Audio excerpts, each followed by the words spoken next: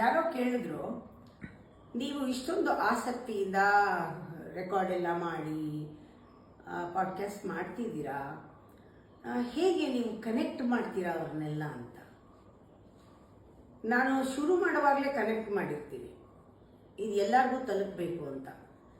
ಯಾರು ಅಂತ ಅಡ್ರೆಸ್ ಇಲ್ಲದೆ ಇದ್ರೂ ಆ ಕನೆಕ್ಷನ್ ಇಲ್ಲದೆ ನನಗೇನು ಮಾತಾಡೋಕ್ಕೆ ಬರಲ್ಲ. ಉದಾಹರಣೆಗೆ ಹಿಂಗೆ ಹೇಳ್ತೀನಿ ನೋಡಿ, ಈ ಥರ ನೀವು ಯಾವಾಗಲೂ ಒಂದು ಗುಂಪಿನಲ್ಲಿ ಹೊಂದ್ಕೊಂಡು ಕೆಲಸ ಮಾಡಬೇಕು. Fit into the group ಅಂತ, ಒಬ್ಬರೇ ಆಗಲ್ಲ, ಎಲ್ಲರ ಜೊತೆ ಸೇರಿಕೊಳ್ಳಿ. Work in team work ಕಲ್ತ್ಕೊಳ್ಳಿ.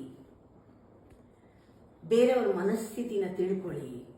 ಮನಃಶಾಸ್ತ್ರ ಅಂದರೆ ನಿಮ್ಮ ಮನಸ್ಸನ್ನು ತಿಳ್ಕೊಳ್ಳೋದ್ರ ಮೂಲಕ ಬೇರೆಯವ್ರ ಮನಸ್ಸನ್ನು ತಿಳ್ಕೊಳ್ಳಿ. ಮನೆಯಲ್ಲಿ 4 ಜನ ಇದ್ದರೆ ಅವ್ರ ಮನಸ್ಸನ್ನು ತಿಳ್ಕೊಳ್ಳಿ. ಇದನ್ನೆಲ್ಲನೂ ನಾನು ಹೇಳ್ತಾ ಇರ್ತೀನಿ. ಕಣ್ಣಲ್ಲಿ ಕಣ್ಣಿಟ್ಟು ನೋಡಿ. ಬಾಡಿ ಲ್ಯಾಂಗ್ವೇಜ್ ಮುಖ್ಯ, ಸೈಕಾಲಜಿ ಮುಖ್ಯ, ಇದೆಲ್ಲ ಎಮೋಷನಲ್ ಅಟ್ಯಾಚ್ಮೆಂಟ್ ಏನಿದೆ ಅದು ಮುಖ್ಯ. ನೋಡ್ಕೊಳ್ಳಿ, ಎಲ್ಲಿ ಸಿಕ್ಕಾಕೊಂಡಿದ್ದೀರಾ, ಎಲ್ಲಿ ಬಿಡಿಸ್ಕೊಳ್ಳಿ ಎಲ್ಲ ಹೇಳ್ತಾ ಇರ್ತೀನಿ. ಹೀಗೆ ಹೇಳ್ತಾ ಇದ್ರೂ ಕೂಡ ನನಗೆ ಅವ್ರಿಗೆ ಕನೆಕ್ಷನ್ ಇದ್ದೇ ಇರುತ್ತೆ. ನೀವು ಅಂದ್ಕೊಳ್ತೀರಾ ಫಿಸಿಕಲಿ ಅವರು ಬಂದರೆ ಮಾತ್ರ ಒಂದು ಕನೆಕ್ಷನ್ ಆಗುತ್ತೆ ಅಂತ. ಇಲ್ಲದೇ ಇದ್ದರೆ ಸೋಷಿಯಲ್ ಮೀಡಿಯಾನಲ್ಲಿ ನಾನು ಹಾಕ್ತಾ ಇದ್ರೆ ನಾನು ನಿಮ್ಮನ್ನು ನೋಡಿಲ್ಲ, ನಿಮ್ಮ ಕಣ್ಣಲ್ಲಿ ಕಣ್ಣಿಟ್ಟು ಮಾತಾಡಿಲ್ಲ, ನೀವು ನನ್ನ ಬಗ್ಗೆ ಏನು ಯೋಚನೆ ಮಾಡ್ತೀರಾ ಕೇಳಿಲ್ಲ.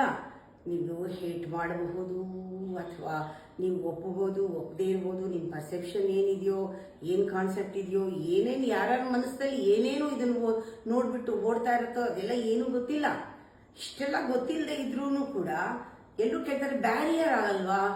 ನೀವು ಫಿಸಿಕಲಿ ಮೀಟ್ ಮಾಡೇ ಇಲ್ಲ, ನೀವೇನು ಅಂತ ನೋಡೇ ಇಲ್ಲ, ಬ್ಯಾರಿಯರ್ ಆಗಲ್ವಾ? ಒನ್ ಸೈಡೆಡ್ ಅಲ್ವಾ ಇದು? ಬರೀ ಒಂದು ಥಿಯರಿ ಅಲ್ವಾ? ಇದು ನಿಮ್ಗೆ ವೇಸ್ಟ್ ಅನ್ಸಲ್ವಾ? ಎನರ್ಜಿ ವೇಸ್ಟ್ ಅನ್ಸಲ್ವಾ? ಕೇಳ್ತಾರೋ ಬಿಡ್ತಾರೋ ಫಾಲೋ ಮಾಡ್ತಾರೋ ನಿಮ್ಗೆ ಏನೂ ಫೀಡ್ಬ್ಯಾಕೇ ಇಲ್ವಲ್ಲ. ಒಂದಂತೂ ನಿಜ, ಇದು ಹೇಳ್ತಾ ಇರೋದ್ರಿಂದ ನಾನು ಬೆಳೀತಾ ಇದ್ದೀನಿ, ರೀಕಮಿಟ್ಮೆಂಟ್ ಆಗ್ತಾನೇ ಇದೆ. ಇದಂತೂ ಮೋಸ ಇಲ್ಲ. ಇದಾದರೂ ನನಗೆ ಸಿಕ್ಕಿದೆ, ಇದೇ ಬೇಕಾಗಿರೋದು ನನಗೆ. ಎರಡನೇದು ಆಫ್ಲೈನ್ ಆನ್ಲೈನ್ ಕನೆಕ್ಷನ್ ಇದ್ದೇ ಇದೆ. ಅದು ನನಗೆ ನಿಮಗೆ ಅದು ಅನಿಸುತ್ತೆ ಒನ್ ಸೈಡ್ ಅಂತ, ಆದರೆ ಆಫ್ಲೈನಲ್ಲೂ ನಿಮ್ಮ ಜೊತೆನೇ ಇರ್ತೀನಿ ಅಂತ ನಿಮಗೆ ಗೊತ್ತಾಗಬೇಕಷ್ಟೆ.